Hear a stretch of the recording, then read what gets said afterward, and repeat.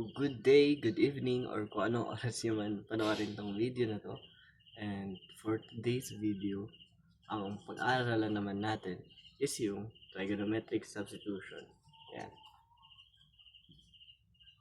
Trigonometric substitution featuring the integral of the derivative of inverse trigo function. So, this playlist is two-part, or this video will be a two-part video.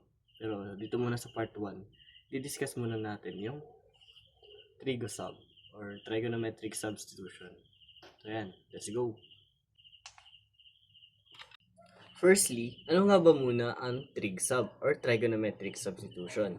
So dito, isa siyang process or technique rather na kung saan para lang siyang U substitution. So dito, ang pinapalitan natin or nagpapalit tayo ng value na kung saan ang ipapalit natin is trigonometric functions. At specifically, ito ay sine, tangent, tsaka ang second function. So, ang special dito is yung mga functions na iti-trig sub natin is dapat naka-square root. Then, sa loob, meron tayong constant. Then, variable. So, a squared or x squared at x squared ang nasa loob ng square root natin. Okay? So in the first trigonometric function, let's do sine first. Okay? So, itong itsura ng isang trigonometric function, substitution. So, kapag nakita tayo ng integral ng square root of a squared minus x squared dx, so let's try sabing x is equal to a sine theta. Then, after natin gawin yun, para lang talaga tayo mag-u-sub, wherein i-derivative natin both sides, then isa-sub natin yung value ng dx. Ganun lang kasimple ang trig substitution. Okay? So, another thing is, di porket square root lang yung function dito sa example, no? Dito sa formula, dapat naka-square root lang. Literal na square root lang talaga. Bawal na nasa baba siya or nasa taas, ganun. Or nag-iisa lang. So, pwede siyang may kasama. Tulad nitong practice problem natin for the first case. Okay? So, para mas maintindihan nyo yung sinasabi ko, let's try solving this. So, meron tayong x squared, integral of x squared over square root of 9 minus x squared dx. So, let's try the trigo sub. Ngayon, ang a natin is kung ano yung constant na naka-square, then square root mo lang. So, a squared tong 9. So, ibig sabihin ng a natin is 3. Okay? Ibig sabihin ng isa-sub natin, x is equal to 2t sine theta. Okay? Tapos, i-derivative lang natin both sides.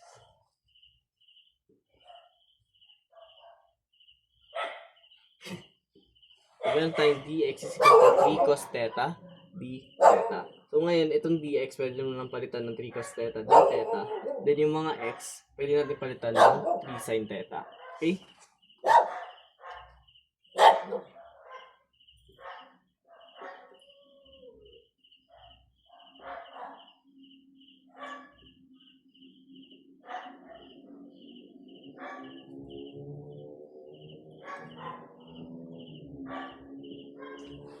So, ayan na siya.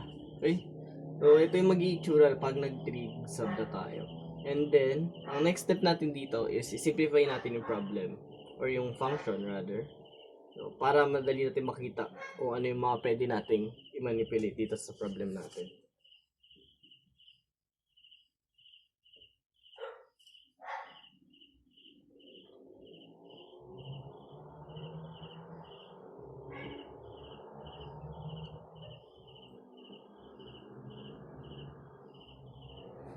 Ayan siya nung sinimplify ko. So, meron tayong 9 sine squared theta over 9 minus square root of 9 minus 9 sine squared theta times 3 cos theta d theta. Okay? So, itong nasa baba, kung papansin nyo, pamukha na siya halos nung Pythagorean identity natin sa mga trig identities, sa mga listahan ng trigo identities. Okay? So, paano natin gagawin itsura yun? So, we can try, since may 9 siya parehas, we can factor out 9.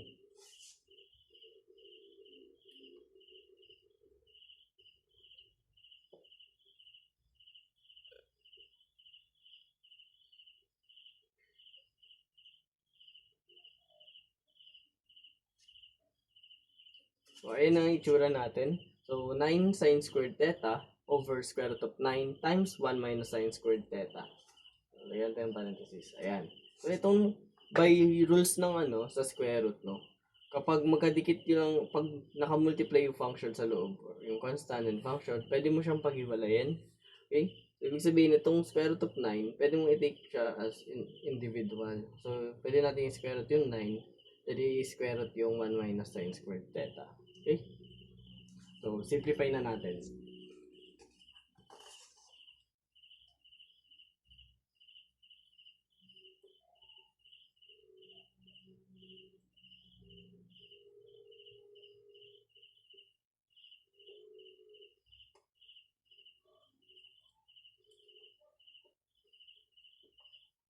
So, meron tayong 9 sine squared theta over 3 times the square root of 1 minus sine squared theta times 3 cos theta d theta.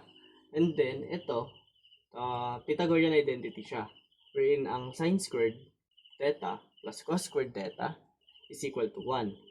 So, since 1 minus sine squared to, sabihin doon sa original na Pythagorean identity, ililipat mo lang yung sine squared, then magiging 1 minus sine squared theta equal to cos squared theta.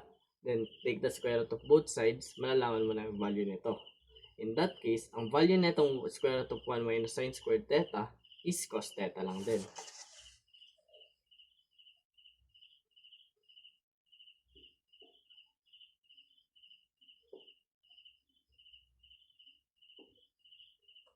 So, ngayon, pwede mo nang i-cancel yung dalawa.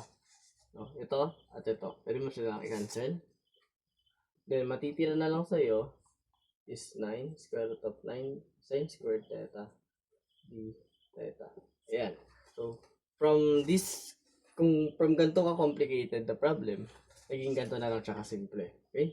So, ang integral ng sine squared theta d theta, pwede mo siyang isolve through reduction formula kung gusto nyo, or trigo identities lang din.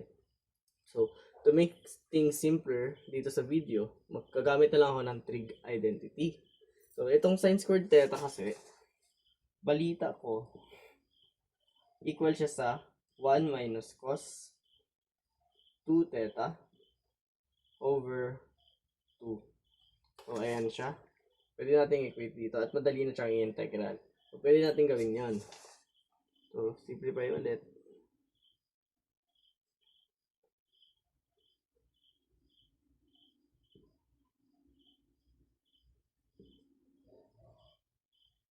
So, ayan. So, meron tayong 9 halves. Integral of 1 minus cos 2 theta d theta. Okay? So, bakit 9 halves to? So, meron kang over 2 dito. Nilabas ko na lang siya agad para madali siya isulat sa black, sa whiteboard. Okay? So, itong integral of 1 minus cos 2 theta d theta, ito, pwede mo sila paghiwalayin, no? So, addition rule. So, itong integral ng 1 is theta lang din. Tapos ito, pwede mo itong gamitan ng u sub. So, you can u sub na lang on your own. Then, isa-solve ko na siya ng diretsuhan.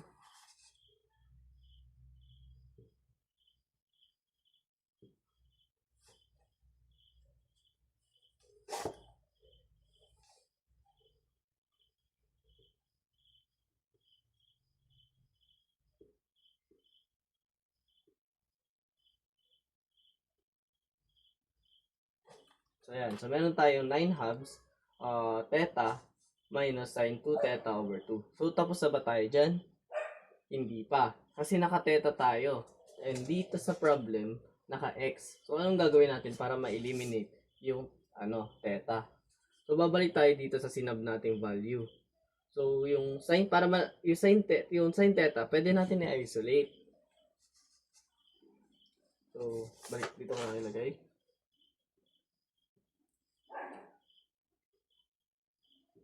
Ang intrigue sub natin is x is equal to 3 sin theta.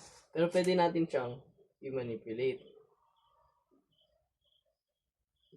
ang sin theta is equal to x over 3. Opposite over hypotenuse. Okay? So, in this case na lang, ang hahanapin lang naman natin is yung theta. Para malaman mo yung theta dito, i-arc sign natin to. I-arc sign natin to. Okay? So, that's arc sign x over 3 is equal to theta. Ayan lang. So, since naka-x function naman na tayo, pwede natin i-sub yung theta dito. Okay? So, magiging sagot natin is 9/2 times arc sine x over 3 minus sine 2 times arc sine over 3 x over 3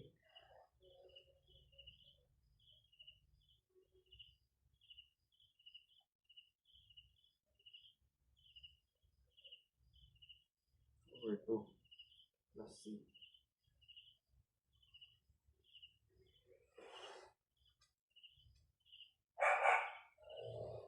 So, ito yung sagot natin. Okay? So, kung may mali man ako nagawa dito, or may na-skip na part, or may hindi lang maintindihan, so, pwede nyo i-comment or DM my account.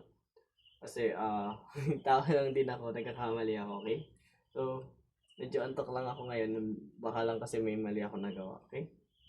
So, ayan yung sagot natin sa problem. So, let's go naman sa second case, which is yung tangent.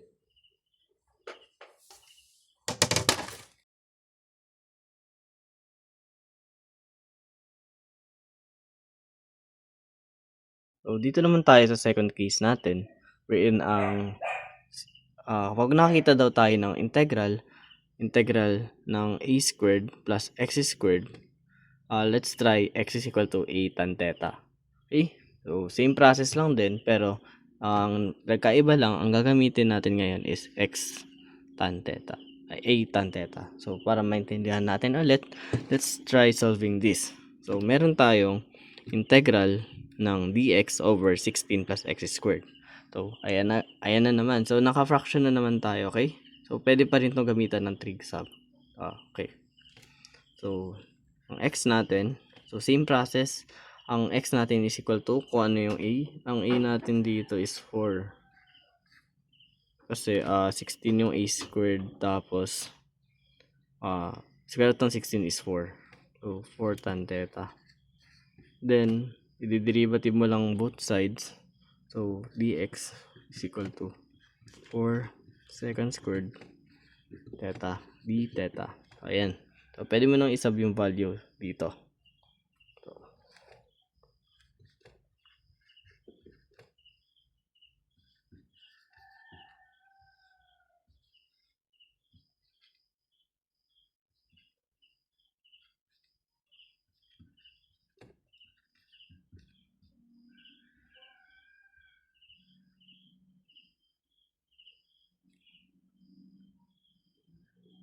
So, ayan. So, ayan na yung function natin. So, let's try simplifying muna ulit. Okay? So, meron tayong 4 second squared theta d theta over 16 plus 16 tangent squared theta. Ayan. So, dito, pwede na naman tayo mag-simplify. Okay? So, okay, simplify natin yung 16, pwede nating ilabas. So, integral ng 4 second squared theta d theta 16 1 plus tangent squared theta. Ayan. So, by definition of the square root, pwede mo tong ilabas. So, magiging 4 na to. Then ito, Pythagorean identity na naman siya. Wherein itong case na to, equal siya sa second. Okay? So, sub lang natin yung value. Baliktad ko lang saglit. So, integral ng 4 second squared theta d theta equal to 4 second theta. Okay? So, bakit ito yung second theta na lang? Again, atin ko, ito, magiging equal lang sa 4. Since square root of 16 is 4. Then, square root na ito is equal lang sa square root nito is equal lang sa secant. Okay? So, balik tayo dito. So, ito, pwede natin i-cancel to. Pwede natin i-cancel to. So, meron na lang tayong integral ng secant theta d theta. At ito, equal siya sa ln sec theta plus tangent theta plus c. Ayun, tapos na ba tayo dyan ulit? Hindi pa. So, para malaman natin yung value ng secant at tangent, magbe-base ulit tayo sa kung ano yung trig sub natin, which is 4 tan theta. So, medyo unting analyzation na dito. So, ang x over 4 equal to tan theta. Ngayon, ibig sabihin, ang opposite, this is opposite over adjacent. So, sa triangle, gagamit na tayo ng Pythagorean, guys, no? So, kung ito yung theta mo, opposite mo is x, then adjacent mo is 4. Okay? So, ibig sabihin nito is kung a squared is equal to a squared plus b squared equal to c squared, and c is equal to a squared plus b squared. So, ganun lang din dito. So, ibig sabihin, x squared plus 16 equal to kung ano yung hypotenuse, c squared. At ang c natin is square root of x squared plus 16. So, gets? Now, bakit ko ginamit yan? Kasi ang tinatanong dito is secant. So, saan ba equal ang secant? Ang secant theta is equal to 1 over cosine theta. Tama? At ang cosine theta is adjacent over hypotenuse. So, kung kabaliktaran ng secant theta ang cosine theta, at ang cosine theta is adjacent over hypotenuse, okay? So, ibig sabihin, ang secant theta equal sa hypotenuse over adjacent. Okay? So, meron tayong hypotenuse, meron na rin tayong adjacent. So, pwede na lang natin isub yung value dito. So, ln, ang secant theta mo is square root of x squared plus 16 over 4 plus ang tangent mo is x over 4 plus c. So, ayan yung sagot natin. So, malinaw ba? So, kung merong comment or merong violent reaction, you can DM me, comment, or ayun lang naman yung dalawang way, no? So, kung meron ako na-skip na part or may naguguluhan kayo or masyadong mabilis itong part na to, pwede kong i-explain sa inyo privately. Okay? So, without further ado, punta tayo sa last case natin, which is yung secant theta. Ayan, punta na tayo sa last case natin, which is kung kapag nakakita tayo ng square root of x squared minus a squared dx. So, let's try subbing x is equal to a secant theta. Okay? So, para malinaw ulit, again, let's try solving this. So, firstly, alamin natin yung a natin. Anong a natin dito? Tama, 25. Square root of 25, which is 5. So, we will try x is equal to 5 secant theta. Okay, so let's substitute the value. Okay, so derivative muna. Muntik na ako. So, secant theta, tangent theta, and d theta. Okay, so sub na natin yung value ng dx at sub na natin yung value ng x.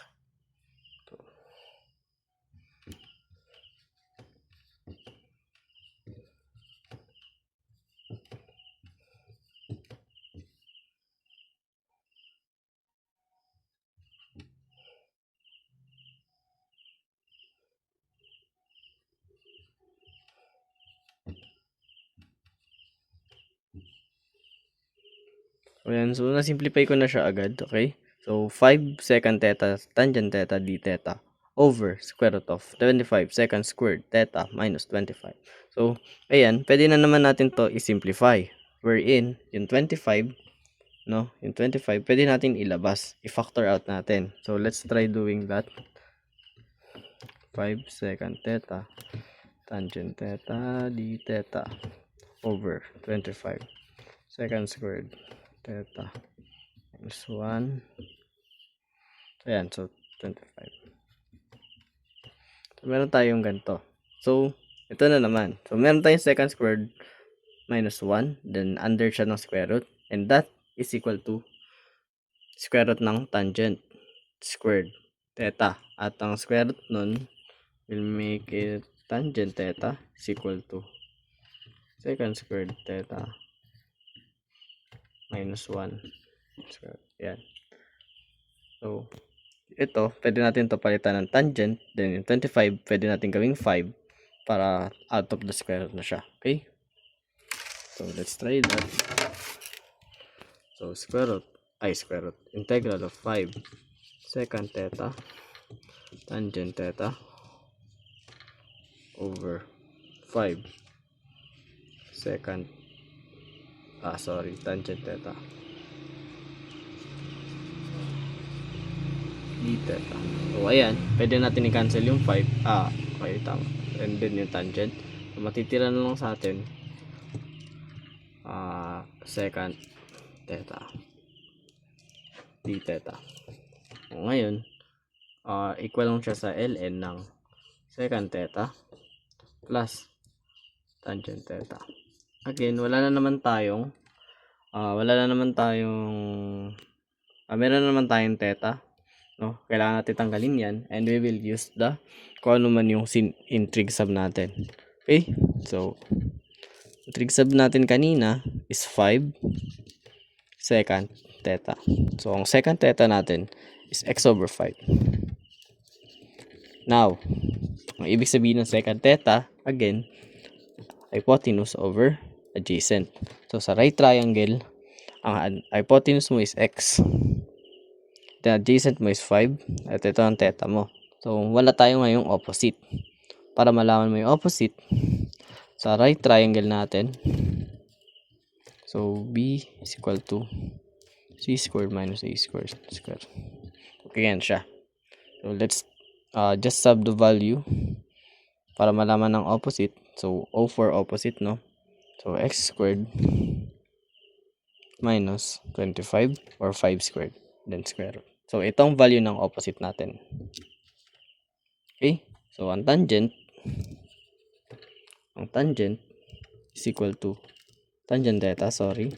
So, ang tangent theta natin is equal to opposite over adjacent. Tama?